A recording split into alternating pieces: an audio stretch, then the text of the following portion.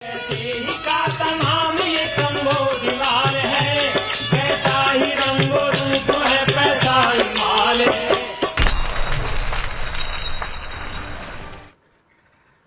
नमस्कार, मैं हूं शुभम शंकर। आप देख रहे हैं मनी 9। शाम के 7 बज गए हैं और समय हो गया है मनी सेंट्रल का। मेरे साथ स्टूडियो में मनी 9 के एडिटर अंशुमान तिवारी जी जुड़ गए हैं। सर, बहुत स्वागत है आपका। अंशुमान जी से चर्चा शुरू करें उससे पहले देखिए आप ऑन द शो कौन सी खबरें आज मनी सेंट्रल का हिस्सा हैं। शुरुआत होगी अदानी समूह के एफपीओ से। आखिर क्यों लाया अदानी समूह ये एफपीओ, क्या होगा इस 20,000 करोड़ का, ये जानेंगे। सरकार को शक, सैमसंग ने किया फ्रॉड, बढ़ती जा रही है वोडा आइडिया की मुश्किलें, फिर महंगा होगा दूध, खतरे में स्टार्टअप की साख, और एक व्यापारी ने लिख भेजी वित्त मंत्री के नाम अपने अरमानों की चिट्ठी। अरमानों की चिट्ठियों का सिलसिला जारी है और आज एक व्यापारी ने अपने अरमान लिख भेजे हैं वित्त मंत्री के नाम, आपको सुनाएंगे। लेकिन उससे पहले खबर अदानी ग्रुप से जुड़ी। अदानी ग्रुप की प्रमुख कंपनी अदानी एंटरप्राइजेज ने 20,000 करोड़ रुपए के फॉलो ऑन पब्लिक ऑफर यानी एफपीओ की घोषणा की। एफपीओ क्या होता है, आप ऐसे समझ लीजिए कि आईपीओ के बाद कंपनी एक आईपीओ और लाई तो उसको फॉलो ऑन पब्लिक ऑफर कह दिया, एफपीओ कह दिया। अदानी ग्रुप का ये एफपीओ देश का तीसरा सबसे बड़ा एफपीओ है। एफपीओ 27 जनवरी को खुलेगा, 31 जनवरी को बंद हो जाएगा। एंकर इन्वेस्टर के लिए आवेदन की तारीख 25 जनवरी तय की गई है। एफपीओ के जरिए कंपनी 3.5% हिस्सेदारी बाजार में बेचेगी और इसके लिए जो प्राइस बैंड तय किया यानी कितने रुपए से कितने रुपए तक के बीच ये शेयर बिकेंगे वो 3112 से 3276 रुपए रखा गया है। एफपीओ की घोषणा के बाद गुरुवार को अदानी एंटरप्राइज के शेयर में गिरावट देखने को मिली। लाजमी थी क्योंकि डिस्काउंट पर आया था। शेयर का भाव फिलहाल 3430 रुपए के नीचे आ गया है। सर, अदानी समूह 20,000 करोड़ रुपए जुटाएंगे, करेंगे क्या इसका? अडानी समूह के एफपीओ की संभावनाएं पिछले साल से शुरू हो गई थी और जिस तरीके की उम्मीद थी कि बजट से पहले इसका की घोषणा हो जाएगी वो सामने आ गया है। 20,000 करोड़ के इस आईपीओ में अडानी समूह अपने कर्ज को चुकाने के लिए 4,165 करोड़ रुपए खर्च करेगा और बाकी पैसा जो इससे जुटाया जाएगा उसे एयरपोर्ट, रोड और बाकी जो प्रोजेक्ट की सब्सिडरी है, सोलर ग्रीन एनर्जी से जुड़ी हुई सब्सिडरीज हैं, उनमें निवेश किया जाएगा। अडानी का स्टॉक मल्टीबैगर स्टॉक है। 1600% की ग्रोथ पिछले 5 साल में अडानी के स्टॉक ने दी है, तो निवेश के लिहाज से तो स्वाभाविक सी बात है कि बाजार की सबसे बड़ी कंपनी है, उसकी ग्रोथ दिखाई दे रही है। कंपनी के लिए ये आईपीओ लाने के, हालांकि अगर आप दूसरे नज़रिए से देखें शुभम, तो जिस तरीके के कैपेक्स प्लान या पूंजी निवेश के प्लान अडानी समूह ने बना रखे हैं जिनके आकार करीब $50 बिलियन के आसपास हैं, उस हिसाब से 20,000 करोड़ का आईपीओ काफ़ी छोटा दिखाई देता है कंपनी की संभावनाओं के हिसाब से। लेकिन इस डाइल्यूशन के साथ निवेशकों को अडानी के स्टॉक में निवेश करने का एक और मौका मिलेगा। स्मार्टफोन बनाने वाली कंपनी सैमसंग पर सरकार को शक है। कंपनी ने पीएलआई योजना के तहत सरकार से इंसेंटिव लेने के लिए आंकड़ों में हेराफेरी की है। कंपनी ने वित्त वर्ष 2020-21 के दौरान यह किया है और पीएलआई योजना के तहत कंपनी को 900 करोड़ रुपए मिले हैं। सर, इंसेंटिव का लाभ लेने के लिए कंपनी ने क्या फ्रॉड कर दिया?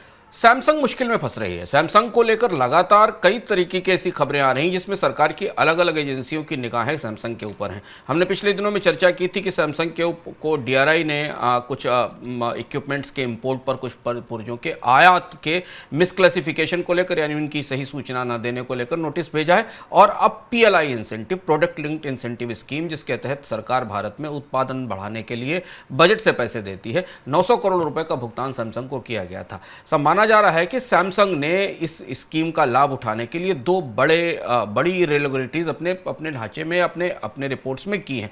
पहली चीज तो ये कि सैमसंग को ये सुविधा या ये रियायत या इंसेंटिव मिलनी थी 15,000 रुपए से ऊपर के फोन्स के लिए, यानी कंपनी को 15,000 रुपए से ऊपर की कीमत के फोन बनाने थे जिनके उत्पादन को में बढ़ोतरी के बदले उसे सरकार से प्रोत्साहन मिलना था। माना जा रहा है कि सैमसंग ने इसमें सस्ते फोनों को भी शामिल कर दिया है, जिसकी वजह से पीएलआई के नियमों का उल्लंघन किया है। और इसके अलावा उत्पादन में बढ़ोतरी दिखाने के लिए सैमसंग ने कई सारे उत्पाद संबंधी खर्च अलग अलग सब्सिडरीज में भी बांट दिए थे, अपनी अलग अलग कंपनियों में भी बांट दिए थे। और अगर ऐसा होता है तो फिर सैमसंग के पीएलआई को रद्द करने या वापस लेने की प्रक्रिया शुरू की जाएगी। पर यह सैमसंग के लिहाज से भारत में लगातार दूसरी मुश्किल में डालने वाली खबर है कंपनी के ब्रांड के लिए। अगली खबर वोडाफोन आइडिया से जुड़ी। कंपनी कई मुश्किलें थमने का नाम नहीं ले रही, लगातार बढ़ती जा रही हैं। ताज़ा मामले में पता चला है कि कंपनी ने दिसंबर तिमाही के लिए लाइसेंस फीस और स्पेक्ट्रम इस्तेमाल फीस का बहुत कम भुगतान किया है।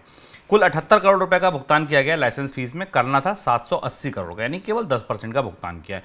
इसी तरह स्पेक्ट्रम इस्तेमाल के शुल्क के तौर पर कंपनी ने सिर्फ 15 करोड़ रुपए चुकाए हैं, जबकि चुकाने इससे कई गुना ज़्यादा थे। सर, मुश्किलें हर नए दिन और ज़्यादा गहरी होती जा रही हैं, ऐसा क्यों? वोडाफोन लगभग फिसल रही है और ऐसा लगता है कि कंपनी जिस दिशा में कंपनी जा रही है, अब इस साल की पहली तिमाही या छमाही में ही इस कंपनी की सर्वाइवल का सवाल सामने आ जाएगा। 2.2 लाख करोड़ का कर्ज है, 190 करोड़ का केवल कैश बैलेंस है, ग्रॉस कैश बैलेंस है इस कंपनी के पास। और इसलिए आप देख रहे हैं कि शुभम कि अब वोडाफोन अपने जो स्टेटरी ड्यूज़ हैं, जो सरकारी लाइसेंस फीस चुकाने तक के पैसे नहीं जुटा पा रही है। और ये जिन चीज़ों का जिक्र आपको शुभम ने अभी किया कि जिन स्पेक्ट्रम चार्जेस को या लाइसेंस फीस को नहीं चुकाया गया है, इसके बदले फिर वोडाफोन को पेनल्टी देनी पड़ सकती है, क्योंकि आप सरकार के नियमों के हिसाब से जो कंपनियां टेलीकॉम लाइसेंस है, स्पेक्ट्रम फीस या इंटरनेट यूसेज चार्जेस के पैसे, इंटरकनेक्शन यूसेज चार्जेस के पैसे नहीं चुकाती हैं, उसके बदले उन्हें पेनल्टी देनी पड़ सकती है। ये कंपनी के धीमे धीमे सिंक होते जाने की, डिसमेंटल होते जाने की, बिखराव होने की तरफ बढ़ती हुई दिखाई देने के संकेत दिख रहे हैं। दूसरी चीज़ ये कि अभी इंडस टावर से मामला नहीं सुलझा है, इंडस टावर के पैसे कंपनी ने नहीं चुकाए हैं, नेटवर्क बंद होने का खतरा दिखाई दे रहा है। फिलहाल पिछले 3 महीने से 4 महीने से इतनी सारी गतिविधियों के बाद भी वोडाफोन के प्रवर्तकों की तरफ से ना तो कोई बयान आया है और ना ये स्पष्ट किया गया है कि इस कंपनी में वो पैसा डालना चाहते हैं, निवेश करना चाहते हैं। पूरे देश में 5G टेलीकॉम सेवाएं जल्द से जल्द विस्तार करने के लिए कंपनियों में होड़ मची हुई है, लेकिन इस होड़ से 5G सेवा की क्वालिटी पर असर पड़ रहा है। रिपोर्ट आई जिसमें यह बताया गया कि 5G सेवा का इस्तेमाल करने वाले यूजर्स को बड़ी दिक्कतों का सामना करना पड़ा और कई जगह तो ऐसी स्थिति की 50% कॉल ड्रॉप हो जा रही है, यानी हर दूसरी कॉल ड्रॉप हो जा रही है। कुछ जगहों पर 5G नेटवर्क नहीं मिल रहा है। खराब क्वालिटी की सर्विस सिर्फ गांव और छोटे शहरों तक सीमित नहीं है, मेट्रो में भी ये हाल सामने आया है। सर, 5G को लेकर लगातार शिकायतें बढ़ रही हैं। भारत की सबसे महत्वाकांक्षी और सबसे बड़ी सेवा जिसके लॉन्च पर इतनी सारी बातें कही गई थी, उसकी बोहनी बेहद ख़राब रही है। जो लोग इस्तेमाल कर रहे हैं आसपास, उनकी 2 सबसे बड़ी शिकायतें हैं। कॉल ड्रॉप की बात आपको शुभम ने बताई। ज़्यादातर जगह ये लोग मान रहे हैं कि 5G पर उनकी डेटा स्पीड में कोई फ़र्क नहीं पड़ा है, यानी जिस तरीके की डेटा स्पीड का इस्तेमाल वो 4G में कर रहे थे, वैसी ही डेटा स्पीड उनको 5G में मिल रही है। 5G नेटवर्क के रोल आउट को लेकर और उसकी क्वालिटी को लेकर सरकार भी परेशान है। सरकार ने पिछले दिनों में बार टेलीकॉम ऑपरेटर्स के साथ चर्चा भी की है इस पर 5G नेटवर्क की सर्विसेज को सुधारने के लिए। आश्चर्य की बात शुभम यह है कि भारत का टेलीकॉम नेटवर्क का ऑपरेशंस और भारत की टेलीकॉम कंपनियां अब एक लंबे तजुर्बे से गुजर चुकी हैं। वो 3 जनरेशन की टेक्नोलॉजीज भारत में लगाकर उन्हें लागू कर चुकी हैं। 2G आ चुका, 3G आ चुका, 4G आ चुका, पर यह कब खत्म होगा कि जब नई टेक्नोलॉजी आएगी तो उसकी शुरुआत खराब रहेगी। यही 3G की स्थिति में हमने देखा, यही 4G की स्थिति में देखा, और अब हम आज 5G को लॉन्च होते समय देख रहे हैं कि फिर वही स्थितियां आ रही। और कई जगह 5G के कारण 4G नेटवर्क में भी समस्याएं आना शुरू हो गई हैं, क्योंकि नेटवर्क में कॉल ड्रॉप और स्पीड और सही इंटरनेट स्पीड न मिलने की शिकायत दिख रही है। बहुत ही खराब है 5G की। जो सर्वे आया है उस हिसाब से लगभग 58% से ज़्यादा लोगों को सर्विस मिलनी थी, पर ज़्यादातर लोग ये मान रहे हैं कि 5G की स्पीड और सेवाएं कतई उस स्तर की नहीं हैं जैसा कहकर उन्हें 5G दिया जा रहा है, जिसके लिए उन्होंने 5G सब्सक्राइब किया है। खाद्य महंगाई भी लगातार चुनौती बनी हुई है और इसको लेकर रोज ताज़ा जानकारी हमारे सामने आ रही है। आज खबर है गेहूं, दूध और दालों से जुड़ी। गेहूं की कीमतें लगातार ऊंची बनी हुई हैं। दिल्ली में भाव अब 3052 रुपये प्रति क्विंटल तक पहुंच गया है। पशु चारे की महंगाई की वजह से ये आशंका और गहरी हो रही है कि दूध की कीमतें फिर बढ़ सकती हैं। और दालें, जिनमें अब तक महंगाई का नामो निशान नहीं था, या अब तक महंगाई की बातें दालों के संदर्भ में नहीं हो रही थी, अब वहाँ से ये खबरें हैं कि मंडियों में आवक घटने की वजह से वहाँ भी दाम बढ़ सकते हैं। सर, पहले बात दूध की कीमतें क्या फिर बढ़ेंगी? चारे की महंगाई नहीं रुकी। एक और फसल का चक्र पूरा हो गया। रबी के बाद खरीफ की फसल का चक्र पूरा हो गया और अब रबी की फसल बाजार में आने को तैयार खड़ी हुई है। भारत की थोक महंगाई में गिरावट के बावजूद मैं आंकड़े करीब से देखने की कोशिश कर रहा था। फॉडर के प्राइसेस या चारे की कीमतों में लगातार बढ़ोतरी हुई है।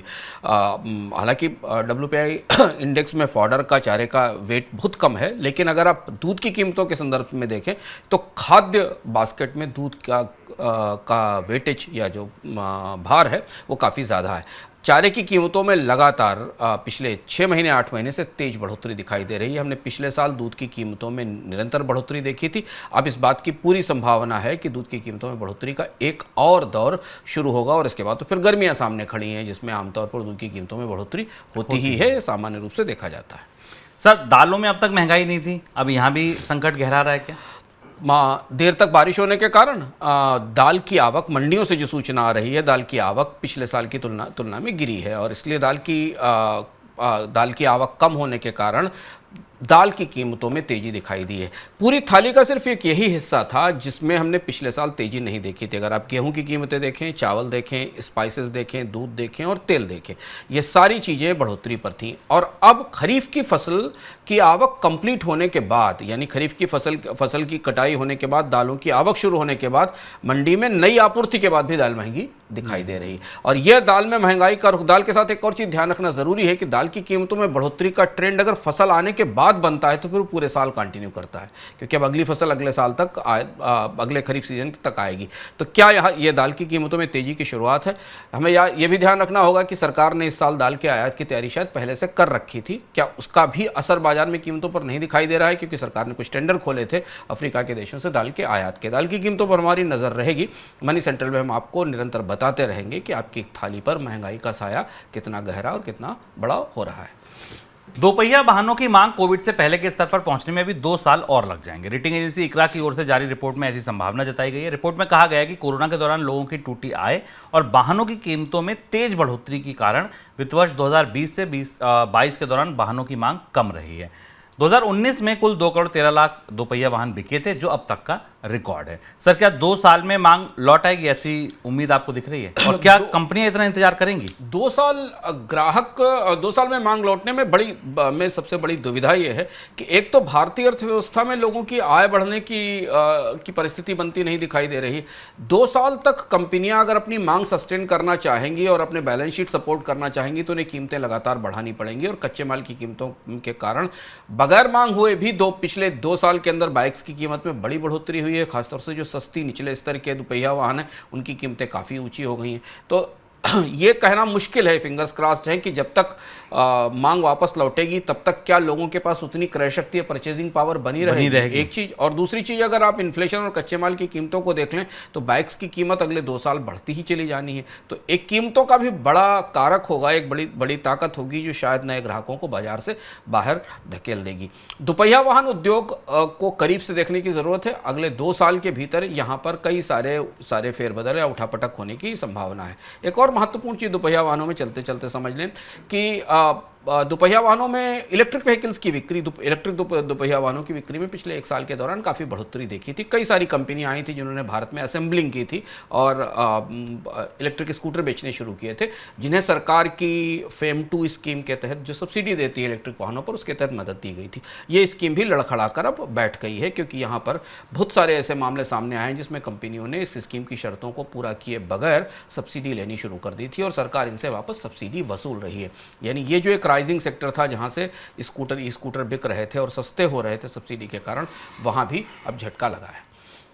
आयकर विभाग ऐसे करोड़पति लोगों को नोटिस भेज रहा है जिन्होंने आरबीआई की अनुमति के बिना या तो विदेश में जीवन बीमा पॉलिसी खरीदी हुई है या विदेशों में खरीदी गई बीमा पॉलिसी में वो नॉमिनी बने हैं। आयकर विभाग के पास ऐसे कई लोगों की जानकारी जिनके नाम विदेश में चल रही करोड़ों डॉलर के जीवन बीमा पॉलिसी में पाए गए हैं। सर, नियम क्या कहता है, कितनी पॉलिसी क्या नहीं खरीद सकते थे? आरबीआई को दिक्कत क्या है? ये नया फ्रंट खुला है आयकर विभाग के लिए जानने के लिए। कोविड के बाद भारत के जो सुपर रिच और समृद्ध लोग हैं उन्होंने अंतर्राष्ट्रीय स्तर पर बीमा और इस तरीके की सुरक्षा पॉलिसीज़ लेने की प्रक्रिया बढ़ाई है, क्योंकि इसकी वजह है कि विदेश में बीमा कंपनियां बेहतर रिटर्न देती हैं, उनके प्रोसेसिंग काफ़ी अच्छे हैं। जो नियम है उसके हिसाब से एक भारतीय नागरिक विदेश में किसी एक वित्त वर्ष के दौरान, एक फाइनेंशियल ईयर के दौरान अधिकतम $2.5 लाख की इंश्योरेंस पॉलिसी खरीद सकते हैं, $2.5 लाख की इंश्योरेंस पॉलिसी खरीद सकते हैं, और या फिर इतना ही पैसा वे प्रॉपर्टी, बॉन्ड या शेयर बाजारों में निवेश कर सकते हैं, इन दोनों में से। लेकिन इससे पहले उन्हें रिजर्व बैंक की मंजूरी की ज़रूरत होती है। पता ये चला है कि इसमें बहुत सारा निवेश इस तरह से हुआ है या बहुत सारी पॉलिसीज ऐसी खरीदी गई हैं जिनकी सूचना रिजर्व बैंक को नहीं दी गई, और ये सूचना न देना फेमा का उल्लंघन है, और इसलिए आयकर विभाग इन लोगों की बीमा खरीद पर या इनके निवेश पर अब करीब से निगाह रख रहा है। बैंक के डूबे कर्ज की वसूली के लिए बने इंसॉल्वेंसी एंड बैंक्रप्सी कोड यानी आईबीसी में बड़ा बदलाव कर सकती है। सरकार ऐसी तैयारी कर रही है। कंपनी मामलों के मंत्रालय ने आईबीसी में बड़े बदलाव का प्रस्ताव दिया है। बदलाव के बाद आईबीसी प्रक्रिया ज़्यादा पारदर्शी हो सकती है और आईबीसी के जरिए रिकवरी के लिए टेक्नोलॉजी का इस्तेमाल बढ़ाया जा सकता है। सर, आईबीसी में किस तरीके के बदलावों की तैयारी चल रही है? आईबीसी बजट से पहले आईबीसी एक्ट में या जो दिवालियापन कानून है उस कानून में कई सारे बदलावों का एक मसौदा सरकार ने सामने रखा है। इसमें कुछ प्रक्रियाएं तो प्रोसेस के तौर पर बदली जाएंगी। जैसे इसमें एक ई फाइलिंग एप्लीकेशन की व्यवस्था शुरू की गई है जिससे कि एप्लीकेशंस की प्रोसेस काफ़ी तेज़ी से की जा सके और जो डिफरेंट स्टेक होल्डर्स हैं उनके रिकॉर्ड्स, उनकी सूचनाओं को ट्रांसपेरेंट ढंग से इस प्रोसेस में एक दूसरे से बांटा जा सके। इसके अलावा इस प्रक्रिया में एक नए तरीके के मैकेनिज्म की भी व्यवस्था की गई है जिसमें कि सारे क्रेडिटर्स और सारे जो प्रमुख क्लेमेंट हैं जिनका पैसा बनता है उन्हें अलग अलग समय पर प्रक्रिया में शामिल किया जा सके और उनकी भागीदारी तेज़ी से बढ़ाई जा सके। इसके अलावा आईबीसी की फंक्शनिंग को, आईबीसी बोर्ड जो है उसकी फंक्शनिंग को बदलने के लिए भी कई सारे प्रमुख सुधार सजेस्ट किए गए हैं। आईबीसी को लेकर कई सारे सवाल पिछले 2 साल से उठ रहे हैं। संसद की एक समिति ने भी कहा था कि आईबीसी अपने उद्देश्य में सफल नहीं हुआ है, कंपनियां यहाँ जाकर बंद होकर बाहर निकली हैं और सबसे बड़ा नुकसान यहाँ बैंकों को हुआ है जिन्हें कर्ज पर बड़े हेयर कट्स लेने पड़े हैं। चलिए, अब समय हो गया है सबसे बड़ी खबर का, लेकिन सबसे बड़ी खबर पर बढ़े उससे पहले एक जरूरी खबर सुनिए। जरूरी खबर यह है कि कल शेयर बाजार के जाने माने एक्सपर्ट राजेश तांबे जी हमारे साथ जुड़ेंगे हेलो मनी 9 में। तो अगर आपका शेयर बाजार से जुड़ा कोई भी सवाल है, अगर आपने कोई स्टॉक खरीद रखा है, आप खरीदना चाहते हैं, आप बेचना चाहते हैं, बाजार को समझना चाहते हैं और बेहतर तरीके से अपने निवेश के लिए, तो आप हेलो मनी 9 में अपना सवाल भेजिए। नंबर जिस पर आपको सवाल भेजना है व्हाट्सएप का आपकी स्क्रीन पर है 9311121874। Email ID money9query@tv9.com। इस पर आप अपनी क्वेरी लिखकर भेज सकते हैं। आप अपना नाम, अपना सवाल, अपने शहर का नाम और अपना मोबाइल नंबर ज़रूर लिखिए, क्योंकि मोबाइल नंबर लिखेंगे तभी हमारी टीम आपसे संपर्क करेगी, आपकी बात सीधे राजेश तांबे जी से करवा पाएगी। तो आपके पास जो भी सवाल हो शेयरों से जुड़े, आप ज़रूर भेजिए हमको। अब पढ़ते हैं दिन की सबसे बड़ी खबरों की ओर।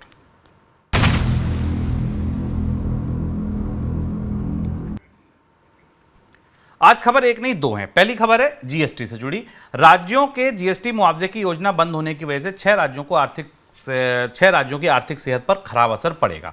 राज्यों की वित्तीय सेहत को लेकर रिजर्व बैंक की रिपोर्ट में यह बात कही गई है। जीएसटी काउंसिल ने पिछले साल जून में जीएसटी के 5 साल पूरे होने पर जीएसटी का जो मुआवजा दिया जाता था उस योजना को बंद कर दिया है। सर, पहला सवाल, कौन कौन से राज्य शामिल होंगे इनमें जिन पर यह असर पड़ेगा? जीएसटी का मुआवजा बंद होने के बाद अब अगले साल के आकलन आना शुरू हो गए हैं और यहाँ से जीएसटी का शुभम वो तकलीफ दे दौर राज्यों के लिए शुरू हो रहा है जहां उन्हें अब इस मुआवजे के बंद होने के बाद अपनी व्यवस्थाओं से के तौर पर अपने संसाधनों से काम चलाना होगा। रिजर्व बैंक ने अभी स्टेट फाइनेंस की एक रिपोर्ट दी थी जिस पर हम चर्चा कर चुके हैं मनी सेंट्रल में। उस रिपोर्ट के हिसाब से माना जा रहा है कि पुदुचेरी, पंजाब, दिल्ली, हिमाचल प्रदेश, गोवा और उत्तराखंड ये राज्य हैं जिनकी अर्थव्यवस्था पर कंपेंसेशन न मिलने का काफ़ी बड़ा असर होगा। और इनमें अगर आप ध्यान दे के देखें तो ये इनमें से अधिकांश राज्य नॉन इंडस्ट्रियल स्टेट्स हैं, यानी ये कंज्यूम करने वाले वो राज्य हैं जिन राज्यों को इसका नुकसान होता दिखाई दे रहा है। दूसरी और चीज़ इस रिपोर्ट में ये भी कही गई है कि जो बड़े और प्रमुख राज्य हैं जहाँ पर उत्पादन हो रहा है वहाँ भी उनके रेवेन्यू की ग्रोथ रेट जो जीएसटी प्लस 14% की जो वायंसी दिखाई देने की बात थी कि कम से कम 14% की रेवेन्यू ग्रोथ रेट दिखाई देगी इन राज्यों में, वो उन्हें नहीं मिलने वाली है। सर, दूसरी बात कि ऐसी स्थिति आई क्यों, ऐसा क्यों हो रहा है? 2 बड़ी चीज़ें इसमें दिख रही हैं। पहली चीज़ तो ये कि अर्थव्यवस्था में गिरावट है और गिरावट के कारण आमतौर पर आने वाले समय में, आने वाले कुछ महीनों में जीएसटी के राजस्व में संग्रह में गिरावट आएगी। केंद्र सरकार के स्तर से भी आएगी और राज्यों के स्तर से भी आएगी। राज्य सरकारों के बजट्स पर ज़्यादा दबाव है, उन्हें खर्च के लिए ज़्यादा राजस्व की ज़रूरत है। और अब यहाँ से वो बहस शुरू होगी कि क्या राज्य सरकारें जीएसटी के अनुशासन से बाहर निकलकर कुछ अन्य नए रास्ते तलाशेंगी जिनके जरिए उन्हें टैक्स लगाने की की सुविधा मिल सके और अपने राजस्व को जुटाने की सुविधा मिल सके। हमें यह भी याद रखना होगा कि पिछले साल जून में जब जीएसटी का कंपनसेशन खत्म हो रहा था, उसी समय जीएसटी काउंसिल के सामने ये प्रस्ताव आया था कि कुछ राज्य जिनकी वित्तीय स्थिति बुरी तरह बिगड़ जाएगी जीएसटी का कंपनसेशन न मिलने के कारण, क्योंकि उन्होंने अपने टैक्स लगाने के सारे अधिकार तो जीएसटी काउंसिल को सौंप दिए हैं, अब उनके पास कोई विकल्प नहीं बचे, उनके लिए अलग से क्या किया जाए। तो इस बार बजट के संदर्भ में ये चीज़ देखने वाली होगी कि वो राज्य जो जीएसटी की कंपनसेशन प्रक्रिया से मदद पा रहे थे और अगर उनकी वित्तीय स्थिति आने वाले समय में बिगड़ती है तो क्या केंद्र सरकार अलग से उन्हें कोई मदद देगी। एक चीज़ और महत्वपूर्ण यहाँ उल्लेख करते चले कि केंद्र सरकार ने जीएसटी का कंपनसेशन खत्म होने के बाद राज्य सरकारों को अपनी गारंटी पर कैपेक्स लोन देने के एक स्कीम की घोषणा की है, जो कर्ज राज्य सरकारों को अपने कैपेक्स के लिए, पूंजी निवेश के लिए, पूंजी खर्च के लिए दिए जा रहे हैं, जिसके जरिए वो विकास पर नया निवेश कर सकते हैं। ऑटो सर्विस स्टार्टअप गो मैकेनिक के को फाउंडर अमित भसीन ने कहा है कि कंपनी के वित्तीय हिसाब किताब की जानकारी देने में कई धांधलियां की गई हैं। ये उन्होंने खुद माना है। उन धांधलियों की वजह से कंपनी का फॉरेंसिक ऑडिट हो रहा है। अमित भसीन ने कहा है कि फॉरेंसिक ऑडिट की वजह से कंपनी को नए सिरे से रिस्ट्रक्चर किया जाएगा और इसमें करीब 70% स्टाफ को निकाल दिया जाएगा। करीब 1000 लोग कंपनी में काम करते हैं, 700 लोगों को करीब कंपनी से निकाल दिया जाएगा। दूसरी तरफ फूड डिलीवरी स्टार्टअप स्विगी ने भी ये कहा है कि वो अपने यहाँ छटनी करेगी, लोगों को नौकरी से निकालेगी। माना जा रहा है कि स्विगी अपने 8 से 10% कर्मचारियों को नौकरी से निकाल सकती है। देश भर में स्विगी के करीब 6000 कर्मचारी हैं। लगातार हम लोग स्टार्टअप से छटनी की खबरें, उनको फंडिंग ना मिलने की खबरें सुन रहे हैं। पहले बात करते हैं गो मैकेनिक पर। सर, गो मैकेनिक में फ्रॉड का पता कैसे चला? गो मैकेनिक एक और ऐसी कंपनी है जहां से भारत के स्टार्टअप स्पेस को लेकर अब सवाल और गहरे और थोड़े परेशान करने वाले हो रहे हैं। गो मैकेनिक ने अपने कामकाज में अनियमितताएं की, अपने फिनेंशियल्स को बढ़ाकर दिखाया और इसके निवेशकों को जब इसके नतीजों पर भरोसा नहीं हुआ, जिसमें सिकोकिया कैपिटल प्रमुख निवेशक थी, तो इन निवेशकों ने मिलकर कंपनी के फोरेंसिक ऑडिट कराने की बात कही। और जो फोरेंसिक ऑडिट का मतलब है ये ऐसा ऑडिट जो किसी फ्रॉड, किसी अनियमितता की संभावना को तलाशने के लिए किया जाता है। और उस फोरेंसिक ऑडिट से पता चला कि गो मैकेनिक ने अपने वित्तीय आंकड़ों में ज़बरदस्त हेरफेर किया था, अपने राजस्व को न होने के बाद भी उसे बढ़ाकर दिखाया था। और उसके बाद जब उस ऑडिट की रिपोर्ट सामने आई तो कंपनी के नेतृत्व करने वाले लोगों को ये बात स्वीकार करनी पड़ी। गुड़गांव की कंपनी है। गो मैकेनिक एक ऐसी कंपनी थी जो आपके घर पर आकर कार की रिपेयरिंग और कार वॉश की सेवाएं देती थी। काफ़ी चर्चा भी इस कंपनी की सुनी गई थी, उन नए किस्म के मॉडल्स के तौर पर सामने थी। अब कंपनी को 70% जॉब कट करने पड़ रहे हैं, यानी कि अधिकांश वर्कफोर्स कंपनी की निकाल दी जाएगी। यही एक रास्ता बचता है जब कंपनी अपने वित्तीय ढांचे को ठीक कर सके। पर ये एक भारत के स्टार्टअप क्रांति में अब घाटे से आगे बढ़कर घोटालों की तरफ बढ़ने की शुरुआत है। सर, यही मेरा अगला सवाल था कि अब तक तो चलिए घाटों की बात होती थी, फंडिंग ना मिलने की बात होती थी, छटनी की बात होती थी, लेकिन अब तो घोटालों की बात होने लगी। ये कितना घातक है? ये तीसरा केस है शुभम, और ये तीसरा केस हमारे सामने इसलिए है और इससे हमें ये सोचना पड़ेगा कि ये सवाल बार बार उठ रहा है कि भारत के स्टार्टअप्स के स्पेस में अब कॉर्पोरेट गवर्नेंस के गंभीर सवाल आना शुरू हो गए हैं, जो भारत की उभरती हुई नई इकोनॉमी की साख के लिए बिल्कुल अच्छा नहीं। तीसरा केस इसलिए भारत पे का केस बहुचर्चित केस था, जहां पर स्टार्टअप में कॉर्पोरेट गवर्नेंस के केस अश्लील ग्रोवर के साथ आए। उन्होंने अपने पद का दुरुपयोग किया, पैसे का एम्बेजलमेंट किया, बोर्ड में झगड़ा हुआ, चीज़ें बाहर गई। उसके बाद जिलिंगो दूसरा स्टार्टअप्स था जो फैशन ब्रांड्स पे काम करता था। वहाँ भी उसके मालिकों के बीच कॉर्पोरेट गवर्नेंस के इशू पाए गए और उनके खिलाफ वित्तीय अनियमितताओं की जांच चल रही। ट्रेल तीसरा स्टार्टअप था जिसमें हमने ये देखा कि ट्रेल के अंदर भी इसी तरीके से वित्तीय अनियमितता मानी गई और उसके बाद फिर जाँच शुरू हुई। कुछ हद तक कॉर्पोरेट गवर्नेंस जैसा तो नहीं, लेकिन घाटों को सही ढंग से न रिपोर्ट करने का मामला बायजूस के भीतर भी बना था। बायजूस ने भी अपने सही सूचनाओं को छिपाया था। फिर ऑडिटर्स ने सामने आकर कहा और कंपनी ने 18 महीने की देरी के बाद अपने वित्तीय आकलन घोषित किए और अब हमारे सामने गो मैकेनिक की बात है। भारत के स्टार्टअप स्पेस की साख तो भी बननी ही थी, लेकिन वहाँ कॉर्पोरेट गवर्नेंस के गंभीर मुद्दे आ रहे हैं। संयोग की बात यह है कि सिकोकिया कैपिटल ज़्यादातर मामलों में शामिल रही है। जितनी कंपनियाँ इसमें आ रही हैं, ये एक संयोग है कि सिकोकिया कैपिटल सब में इन्वेस्टर के तौर पर रही है। पर अगर इसे आप साख की दृष्टि से देखें तो भारतीय स्टार्टअप की साख के लिए दो बड़े मुद्दे उठते हैं। एक तो अगर कॉर्पोरेट गवर्नेंस के गंभीर मुद्दे आते हैं तो अंतर्राष्ट्रीय स्तर पर निवेशकों को निवेश करने में हिचक होगी। स्टार्टअप में घाटे होना स्टार्टअप के बिजनेस मॉडल की स्थापित बात है, क्योंकि कंपनियों के पास निवेशकों के आइडियाज़ हैं जिनको फंड किया गया, पर कॉर्पोरेट गवर्नेंस के इशू होना, मुनाफों को सही ढंग से, घाटों मुनाफों को, वित्तीय संसाधन जानकारियों को छिपाया जाना ज़्यादा गंभीर बात है। और भारत में तो अभी कॉर्पोरेट गवर्नेंस बड़ी कंपनियों के स्तर पर ही ठीक नहीं हो पाई, स्टार्टअप के लेवल पर तो कौन देखेगा। ये बड़ा संकेत है जो भारत की स्टार्टअप इकोनॉमी की साख पर काफ़ी भारी पड़ेगा। सर, स्टार्टअप्स के लिए जो कुछ बुरा हो सकता था सब कुछ हो रहा है। फंडिंग मिल नहीं रही है, घाटे बेहाथ हो रहे हैं, छटनी हो रही है, मंदी सामने खड़ी है, कॉर्पोरेट गवर्नेंस आ गया है। माना जाए कि ये जो पूरी क्रांति का सूरज था ये अब अस्त की ओर है। क्रांति में अब यहाँ से एक बहुत बड़ा डिसरप्शन आ रहा है, जिस बात को हम लोग पहले से भी चर्चा में मनी सेंट्रल इकोनॉमिकम में बताते रहे कि भारत में स्टार्टअप निवेशक अगर निवेशकों की दृष्टि से देखें तो उन्हें वो सारी बीमारियां, वो सारी समस्याएं इसके अंदर दिखाई दे रही हैं जो हमने 1990s में जो .com बबल में देखी थी और अमेरिका के स्टार्टअप स्पेस में भी दिखाई दे रही हैं। तो कॉर्पोरेट गवर्नेंस के इश्यूज आने के बाद, पारदर्शिता के मुद्दे आने के बाद, एक तो कंपनियों का प्रबंधन जो अति उत्साह में बड़े बड़े आंकड़ों के आधार पर किया जाता था दिखाने के लिए, उसका विश्वास खत्म हो रहा है। दूसरी चीज़ ये कि निवेशक अब रेवेन्यू मांगेंगे, अब इस मॉडल के भीतर जाकर ये जानने की कोशिश करेंगे कि स्टार्टअप कंपनी वस्तुतः कितना रिटर्न देने की स्थिति में है। भारत के स्टार्टअप्स ने पिछले 2 साल में सब कुछ आजमा लिया। शेयर बाजार गए, वहाँ पर निवेशकों का बड़ा पैसा डूबा। आप स्टार्टअप की कंपनियों में चाहे पेटीएम, नायका को देख लें।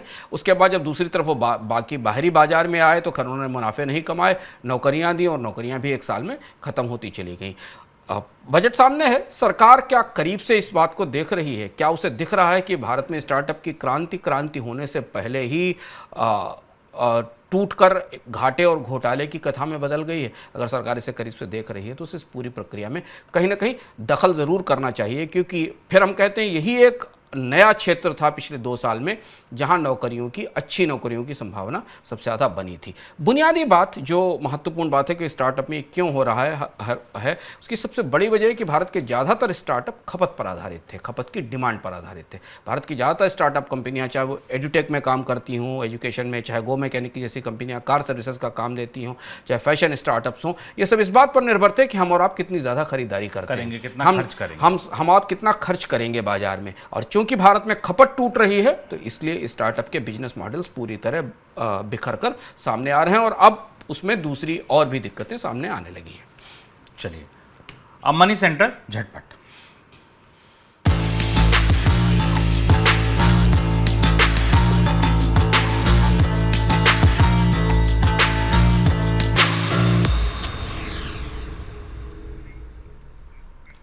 हाल के कुछ महीनों में घटते एक्सपोर्ट को देखते हुए सरकार एक्सपोर्ट को बढ़ावा देने के लिए इस बार बजट में एक्सपोर्ट योजना के लिए आवंटन बढ़ा सकती है। हर जिले में एक्सपोर्ट के हब बनाने की तैयारी चल रही है और इस योजना में आवंटन हो सकता है। इसके अलावा एमएसएमई उत्पादों के एक्सपोर्ट को बढ़ावा देने के लिए शिपमेंट क्रेडिट पर 3 से 5% सब्सिडी की भी बात हो सकती है। ऐसी बजट से जानकारियाँ छन के आ रही हैं। इलेक्ट्रिक कार बाजार में प्रतिस्पर्धा बढ़ती जा रही है, इसका असर भी दिखने लगा है। महिंद्रा की ओर से इलेक्ट्रिक XUV 400 की कीमत का खुलासा हुआ कि 24 घंटे बाद टाटा ने अपनी SUV नेक्सन के दाम 50,000 रुपये घटा दिए। बेस मॉडल अब 14.5 लाख रुपये से शुरू होगा। XUV 400 की कीमत जो है वो 16 लाख रुपये से शुरू है। हालांकि ये शुरुआत के 5,000 कस्टमर के लिए इंट्रोडक्टरी प्राइस है। चीन में एप्पल फोन की सप्लाई करने वाले 14 वेंडर्स को भारत में सप्लाई की अनुमति मिल गई है। रिपोर्ट में कहा गया है कि भारत में सप्लाई करने के लिए चीन के वेंडर्स को भारतीय कंपनियों के साथ ज्वाइंट वेंचर करना होगा, साथ में इकाई भी स्थापित करनी होगी। चीन से 17 वेंडर्स ने भारत में एप्पल के प्रोडक्ट सप्लाई के लिए आवेदन किया था। सर, कोई झटपट टिप्पणी आपकी? चीन से नया निवेश भारत आ रहा है सारे विवादों के बीच में और ऐसा क्यों हो रहा है, ये एप्पल की कहानी थोड़ी सी दिलचस्प है। झटपट संक्षेप में समझते हैं। क्योंकि भारत में एप्पल फ़ोन बनाने वाली कंपनी को अभी हाल में PLI का भुगतान हुआ है और ये भारत के PLI की ताज़ा सबसे सक्सेस स्टोरी है और यही एक ऐसा हिस्सा है जो चमक रहा है। इसलिए सरकार के पास कोई विकल्प नहीं था कि वो चीन की कंपनियों को भारत में अपना सामान आपूर्ति करने के लिए कि वेंडर्स को सप्लाई की मंजूरी ना दे। क्या ये कंपनियां भारत में आकर निवेश करेंगी या ये भारत में असेंबलिंग प्लांट लगाएंगी, ये आगे देखने वाली बात होगी। लेकिन चाहते ना चाहते चीन से छुटकारा नहीं मिल रहा है। अब अंतिम चरण अरमानों की चिट्ठियों का। आज की चिट्ठी लिख भेजी है एक व्यापारी ने। व्यापारी के क्या अरमान है बजट से, आप भी सुने। डाकिया आया, डाकिया आया।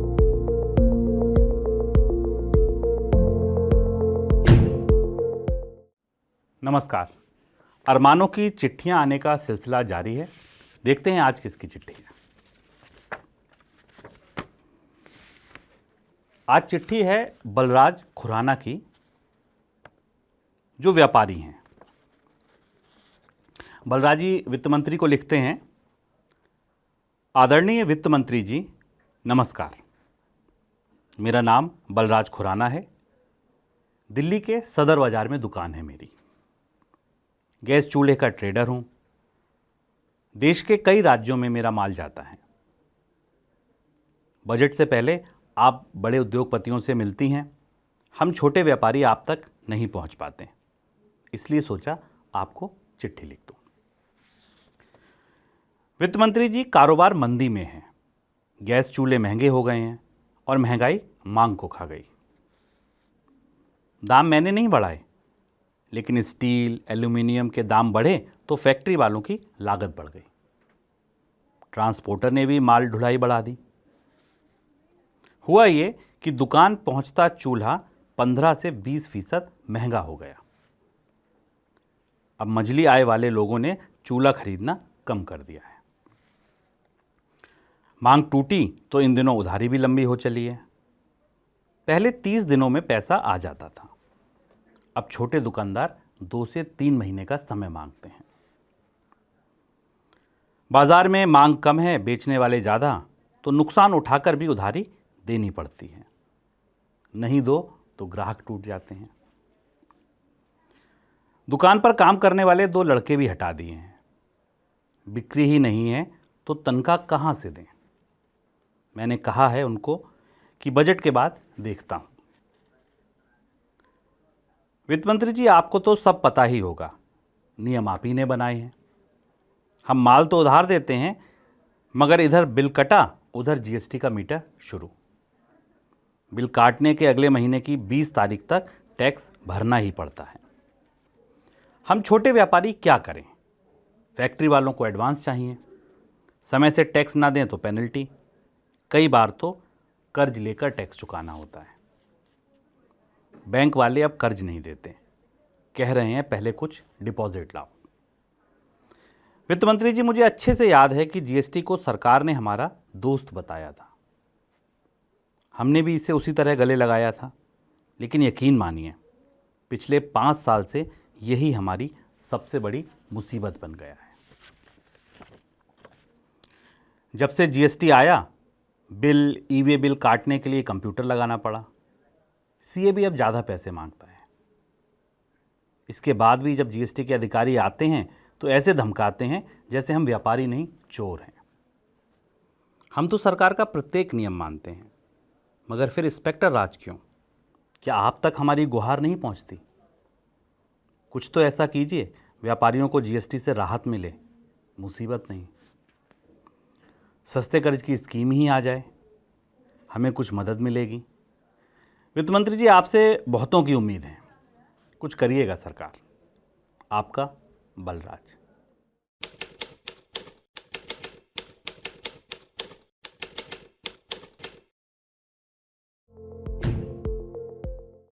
ऐसे ही का